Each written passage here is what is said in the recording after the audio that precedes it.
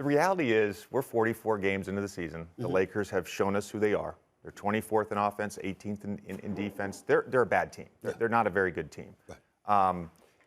This roster was constructed, with a few exceptions, of course, LeBron being one of them, Anthony Davis being one of them.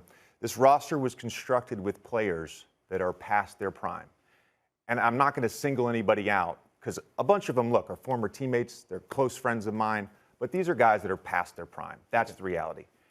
It came out this morning that Frank Vogel's job is clearly in jeopardy. He almost got fired the other night after the Denver loss. I don't think this is on him. This roster is very poorly constructed. And when you talk about a change, I want to explain something real quick. The Lakers don't have a lot of options to make any changes. Who's taking on Russell Westbrook's contract? Nobody. All right, so they have two pieces. They have Kendrick Nunn, who hasn't played all season, and THT. In terms of picks, this is something that I think people need to understand. Because of the Pelicans trade, which then got routed to the Grizzlies, they don't own in 2022. The Grizzlies do. Okay. You can't trade consecutive years without owning a pick, so they can't trade in 2023.